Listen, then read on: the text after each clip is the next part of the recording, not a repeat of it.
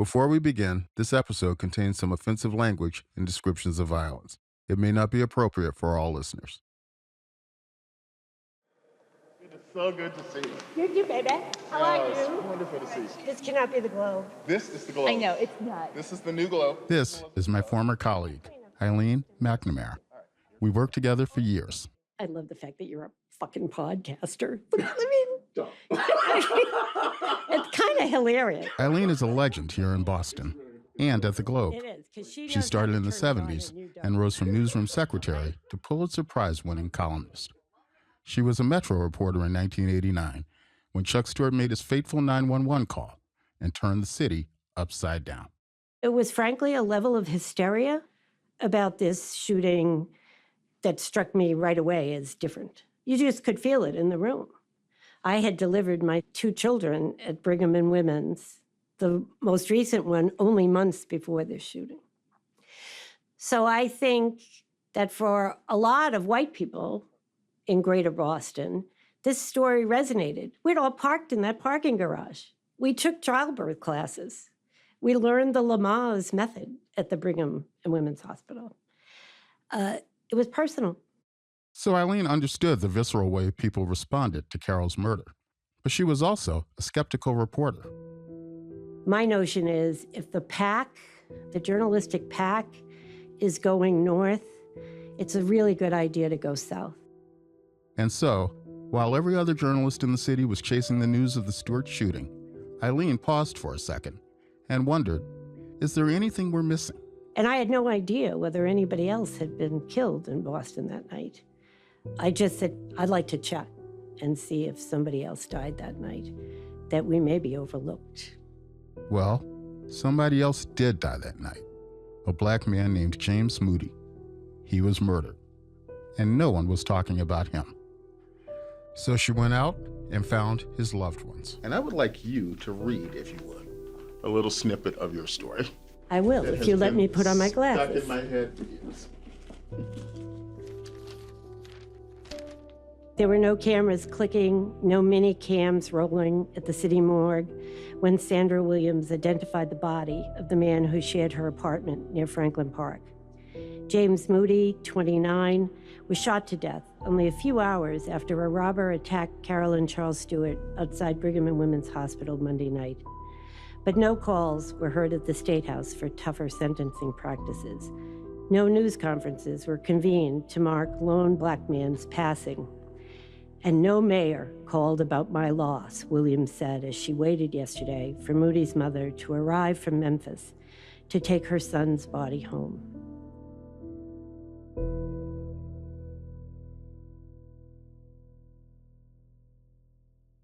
Eileen's story appeared on the front page of the Boston Globe just a few days after the Stewart shooting. I didn't know enough about James Moody to know all of his life story. But I thought if we actually believed that a life is a life, it would have been interesting if we had bothered to record it. And we didn't. The Boston Globe did not record his death at the time that it happened. That tells you something obvious. His life didn't have the same value that Carol DeMacy Stewart's life had. It simply didn't. The blowback was swift. People hated her story. They were deeply offended by her comparison of Carol DeMacy Stewart to James Moody. Black Boston got it. White Boston was pissed. It was a comparison that just simply could not be made. And it wasn't just readers that were angry. Other reporters were furious too. Eileen had come into the newsroom early on the day her story ran, and by lunchtime, she couldn't stand the barrage of criticism anymore. Her editor, Greg Moore, took her to lunch. And I believe the lunch was liquid, by and large. Because he had really spent the day answering the telephone, having people scream at him for running the James Moody story. And I had spent the morning listening to people yelling at me for writing that story. Eileen wasn't the only person who recognized the hypocrisy. Carol's murder was tragic, and her pregnancy made it more so. But there were lots of tragedies in Boston. By 1990, Boston had over 150 homicides annually, almost half of which involved someone 18 or younger. Neil Sullivan was Mayor Ray Flynn's right-hand man. He remembers Flynn's whole staff being annoyed that the mayor had gone on TV the night of the murder and called for every available detective to join the hunt for the killer. It wasn't a good look. So Neil reached out directly to Boston's police commissioner, Mickey Roach. I called Mickey the next morning and I said, "It ain't hard. Find me a black man who got killed last night and assign as many detectives to that case as you're assigning to DeMady Stewart. It's our only defense." Voters had elected Neil's boss, Mayor Ray Flynn, twice on his platform to heal Boston's notorious racial divide. It was a tall order, but after 6 years in office, Neil felt like they were finally starting to make progress. Under pressure, they had desegregated the city's public housing projects, fought racist redlining by banks, and cracked down on racial violence. We were feeling pretty good about our ability to do most anything to conquer most any issue. And then, all of a sudden, we're on national television with a 911 call with a man saying in his dying breaths that his wife had just been murdered and a black man did it. Neil worried that this would resurrect the racial tribalism of Boston's not-too-distant past. A black man, a defenseless white woman, pregnant no less. It was the thing we feared most. And this could be the spark that lit the fire again. The whole narrative that we had fought so hard to suppress was about to explode.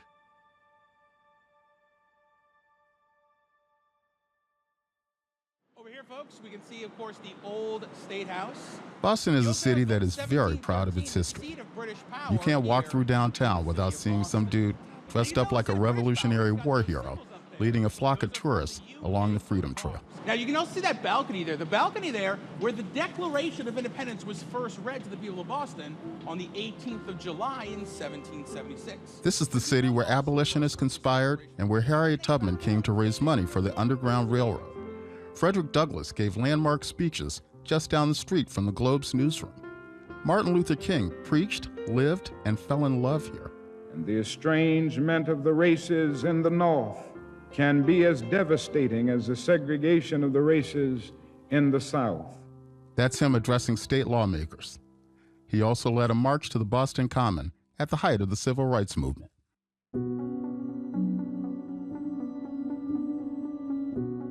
There's another uglier history here too, and that's the one we're going to tell you about now. Because all the people you're hearing from in this podcast, this is the history that shaped them. And it was still very much alive on the night Carol Stewart was murdered. 15 years earlier, race had ripped the city apart. It all stemmed from efforts to desegregate the city's schools. Yes, you heard that right. Until 1974, Boston still had white schools and black schools. When a federal judge ordered the city to start busing black kids to white schools and white kids to black schools, white parents revolted. East Boston says no! East Boston says no! East Boston says no! This was a white protest, with white Americans clinging to their patriotism. The speakers said it was the judges that had sold America down the river. Screaming crowds of white adults whipped rocks at school buses full of black children. There were stabbings and shootings and marches on City Hall. A lot of parents, white and black, stopped sending their kids to school altogether. This era here goes by one word: busing. Why Boston of all places? Why did the greatest resistance to school busing happen in a city that is the epitome of liberty, justice, and the equality of man?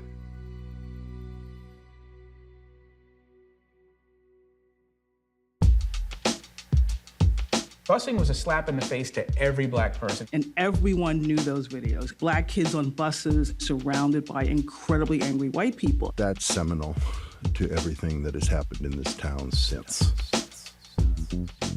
When I came to Boston in the 80s, there were two things I knew about the city: birthplace of the American Revolution and busing.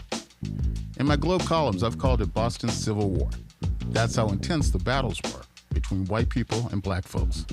The TV footage of the conflict changed how America thought about Boston. and to change the way Boston saw itself. We always thought we got along. We thought this was a good place. Had no idea how deeply they hated us until '74. It is the definition of race in Boston, and it is a legacy which cannot be denied. And when it is denied or not understood, then everything that happens afterwards doesn't make a lot of sense. So we start there. Indeed, we need to start there. These are the raw nerves that the shooting exposed. Carol Stewart's murder hit at the heart of Boston's most bitter divisions and reopened a wound that was just barely beginning to heal. I'ma speak upon it. I'm Adrian Walker, and this is Murder in Boston, the untold story of the Charles and Carol Stewart shooting. Episode 3, Boston's Backstory.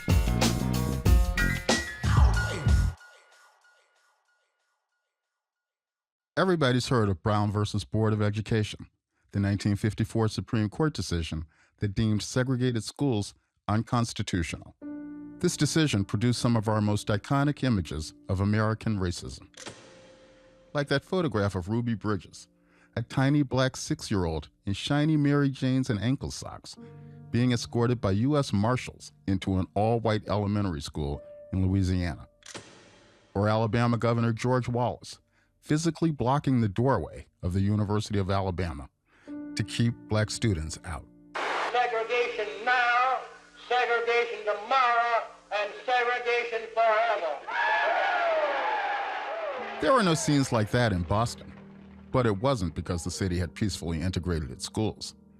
It was because Boston just didn't bother to desegregate.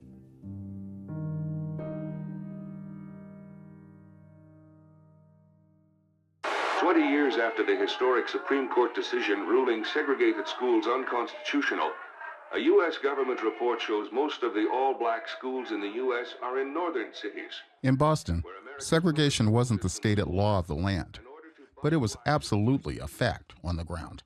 And the schools for the black kids were just plain terrible. Black parents were pissed.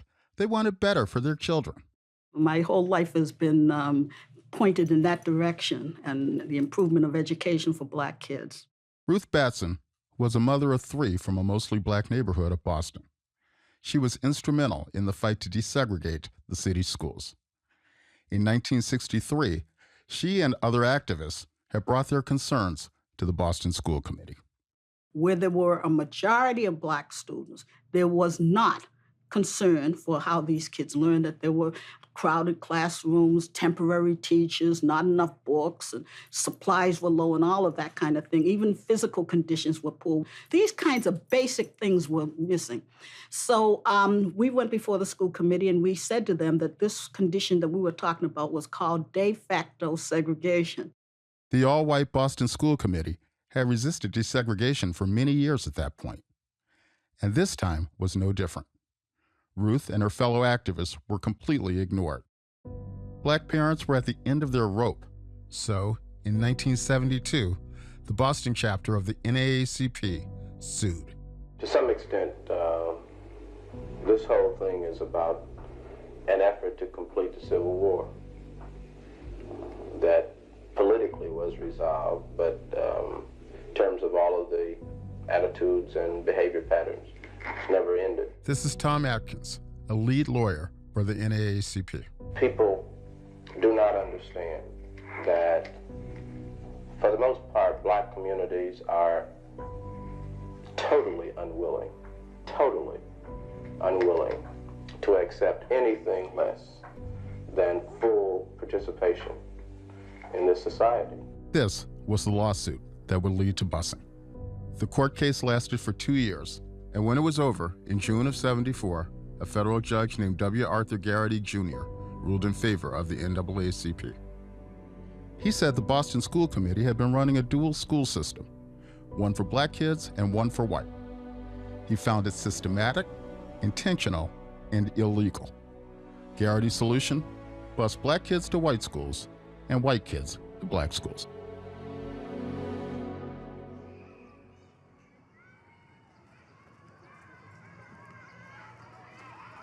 Because, you know, whenever you drop a bunch of black kids in a white neighborhood, it's going to be some problems. Ron Bell was 11 when the busing decision came down.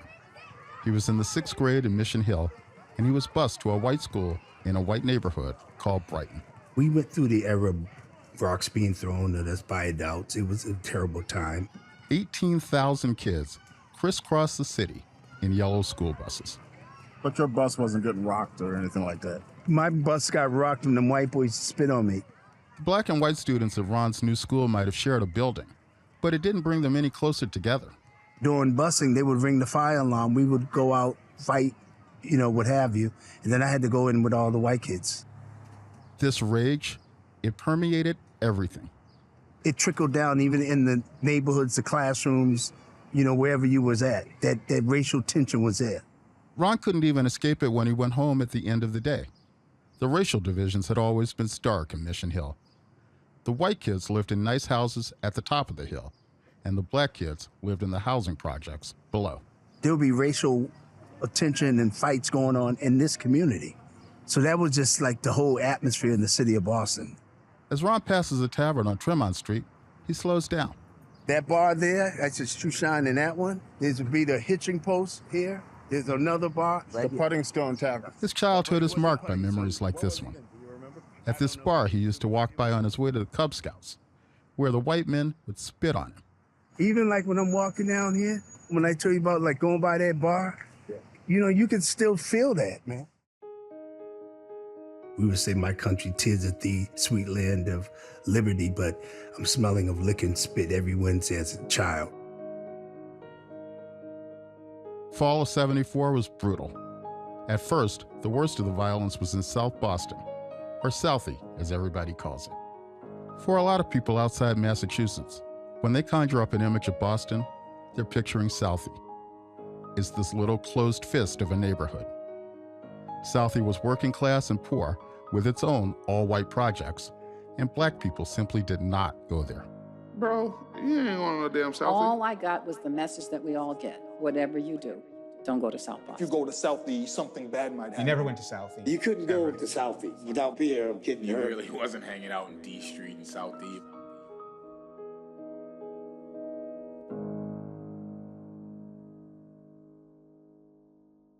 But now, black kids are being bused en masse to attend Southie's neighborhood schools.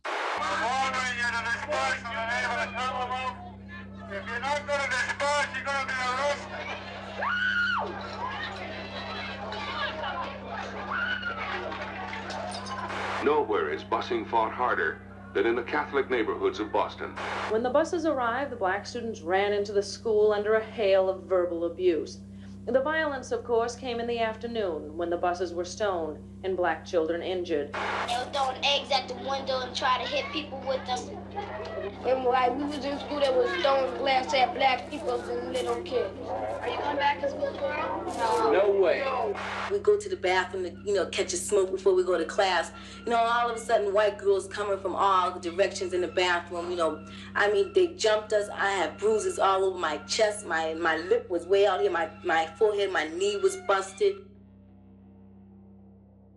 Black parents agonized over whether to keep sending their kids to school. Blood is blood. There's no such thing as a blue blood. Everybody has red blood. Nobody wants to see it flowing. My child bleed and your child bleed. When my child hurt, I hurt.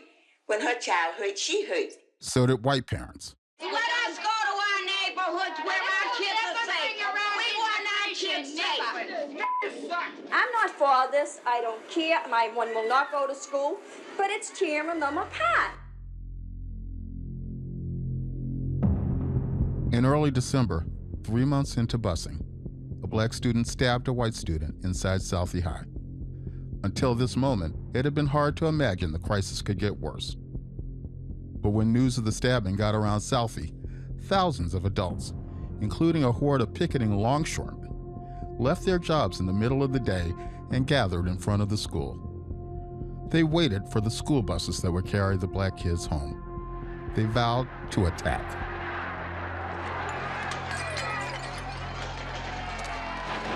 Police sent decoy buses to the front of the school.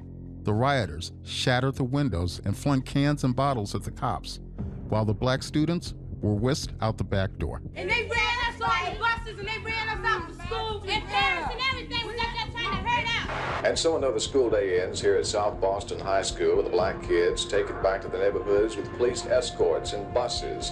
In fact, the whole place looks more like a concentration camp with armed guards, more so than a school. But this was not the end. Not by a long shot. The violence spread through the city, and this went on for years. The modern history of Boston really begins with busing.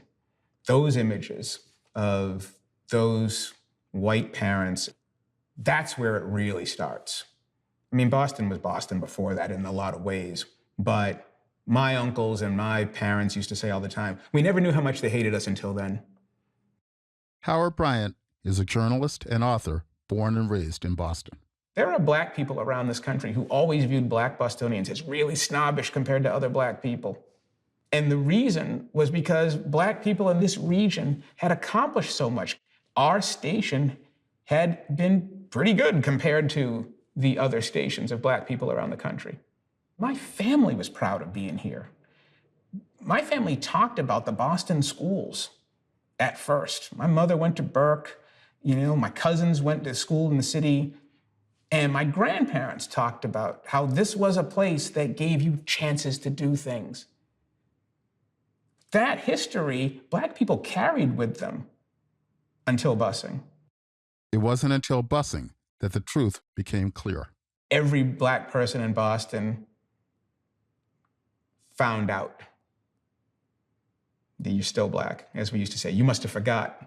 All of us had forgotten in so many ways. There is one image from this time that is impossible to forget. It's a Pulitzer Prize-winning photograph taken directly in front of Boston City Hall about 2 years into the strife of busing in 1976. It shows a black lawyer in a three-piece suit being viciously attacked by white teenagers. And it belongs alongside those photographs of Ruby Bridges and Governor George Wallace in the dark pantheon of depictions of American racism. The man in the photo is Ted Landsmark. I was on my way into City Hall. The meeting was at 10 o'clock and I was running late. And so it was about 10:10. And because I was late, I really wasn't paying a lot of attention to the circumstances around me. Ted had moved to Boston from Harlem just a few years earlier. He wasn't directly involved in any busing litigation, but he watched as his new city convulsed with fear and hatred.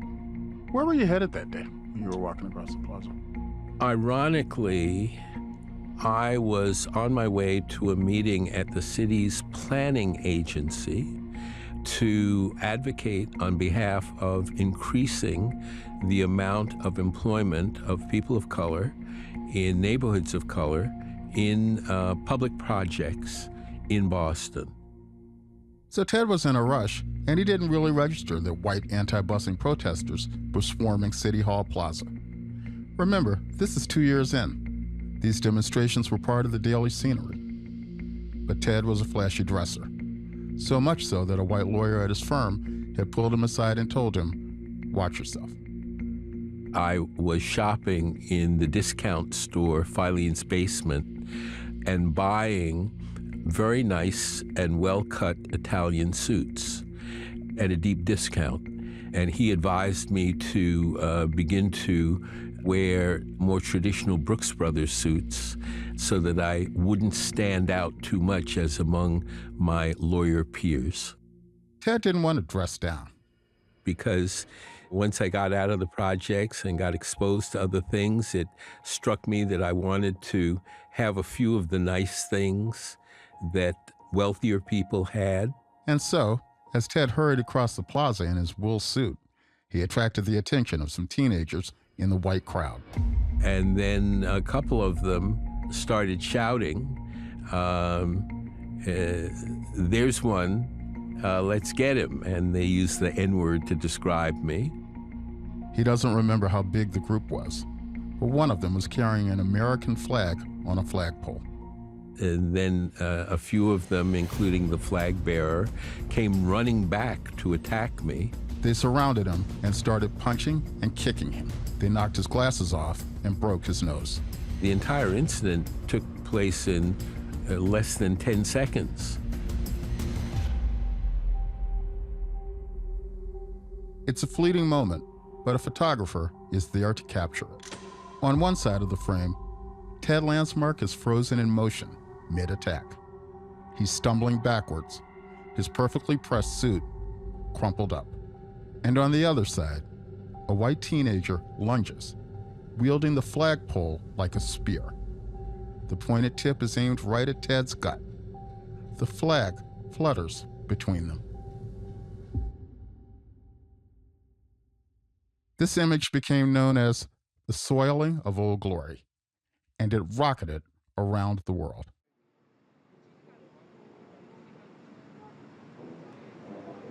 Right now, this seems to be all that's really happening. All right, my friend, we are on City Hall Plaza. It's the literal scene of the crime. Can you show us where it happened? Sure. Yeah, let's walk in the direction of the incident. I asked Ted to take me back here to City Hall Plaza on a day where some guy was playing a tuba. This is the place where his personal story and the city's history intersect so vividly. We are in an area of City Hall Plaza that funnels into a side entrance to City Hall. These days, Ted is in his 70s and a professor of public policy. I got to this point when the young people turned the corner. Although the attack happened more than 4 decades ago, it's like the ghost of it is still there. The flag bearer had passed me, and he was probably 20 feet past me. And he actually circled back and turned and came back to attack me with the flag. 12 years after being attacked in front of City Hall, Ted began working there, inside the building, for Ray Flynn. I found it extremely difficult to walk through this space for years after. I would find a different way of getting into City Hall other than walking through this passageway. How long did that go on? I would say my reluctance to walk through here went on at least 5 or 6 years.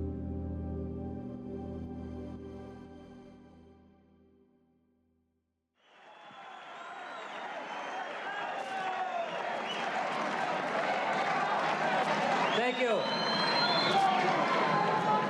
Ladies and gentlemen, tonight, Boston made history. Ray Flynn was elected Boston's mayor in 1983. We have a united city where the voice of every neighborhood in this city has been heard. We have proven that the hopes that unite us are stronger than the fears that separate us. The scars of busing were barely healing when Flynn took office, and he promised new days were ahead. People liked Ray Flynn, even though he was a Southie guy and the whole thing. That one thing that I remember about Ray Flynn was caught. Ray Flynn was always stuck in the middle. Author Howard Bryant remembers a feeling of cautious optimism in the Black community. By the time he took over as mayor, considered himself a healer. And I think a lot of people in Boston wanted to believe him. Sure, he was a white guy from Southie, that working-class Irish neighborhood so staunchly opposed to outsiders. As one former newscaster put it, if Norman Rockwell wanted to do a portrait to capture a kid in South Boston, he should have had Ray Flynn sit for him. But Flynn was more nuanced than some of his predecessors. In Boston, you never thought you were going to get anything but an Irish mayor anyway. And Ray Flynn was considered one of the good ones. He was considered one of the progressive, one of the reformers, one of the ones who was trying to change the perception of the city. The problem was, like his many angry white constituents from Southie, Mayor Flynn had opposed busing just a few years earlier. Ray Flynn realized that he had to distance himself from the losing argument in Southie, that they were going to fight to the end on busing. It's almost like the holding on to the Confederacy in a way. It was over. Life was going to move on, busing was going to move forward, city was going to move on. Flynn thought of himself as someone who could bridge the divide. But he also knew he had Southie to answer to. He also knew he had the entire white community to answer to. Ray Flynn was caught. I always felt like he was in a really, really difficult position because we all know if you advocate too much for black people, especially in Boston, you're a dead man in this town. It's Flynn's hometown, but Southie booed and jeered at Mayor Flynn last night. One angry resident asked if Flynn was so interested in integration, when was he moving to Roxbury? I've lived in South Boston all my life. My wife was born in South Boston. My children were born in South Boston. And I will live in South Boston all my life. I'd seen Mayor Flynn, in his political brilliance, move quickly to cut off the opposition, to hold people across racial lines, to preempt what had begun to feel like the Boston virus of racial conflict. Flynn's top deputy, Neil Sullivan, remembers the pressure to heal the wounds created by busing. We were racking up over 600 documented incidents of racial violence. 77, 78, 79, 80, 81. People were getting hurt. Perpetrators were making it clear they were being hurt specifically because of their race, black or white. That's how out of control this city was. Every time there was an incident of racial violence, the mayor and I were both informed, and Ray Flynn went to the scene to denounce racial violence. He did it over and over and over again, and that was as much to tell everybody, this is what we're doing until this settles down. Neil says it was starting to work, that history was going to show Flynn and his team were making things better, until the night Carol Stewart was killed. Boston recorder emergency 510. My wife's been shot. I've been shot. Where is this, sir? I have no idea. I'm off. I've been coming from Tremont, Brigham and Women's Hospital. Oh my goodness, this is going to allow our political opposition to organize the good church-going people of Boston's neighborhoods along racial lines. Here we go again. And we were going through an extremely volatile period, almost like a reckoning, that it was heading in this direction. It was all coming to a head in the late 1980s. Everything is building up to this moment in terms of how we really felt about each other.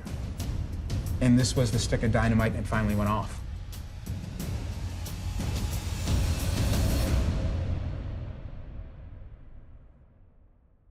It's out of the news, but it's still in my head. Topping News 7 tonight, Boston police remain tight-lipped about what could be a major break in the investigation into the shootings of Chuck and Carol Stewart. Immediately, people call for blood. Immediately, cops are pressed to find the shooter. And inside an interrogation room, police are pressuring witnesses. Today is November 3rd, and it's Friday evening. We're at the homicide unit at District 6. Give the tape recorder your name and talk loud to me. That's on the next episode of Murder in Boston. I'ma speak upon it.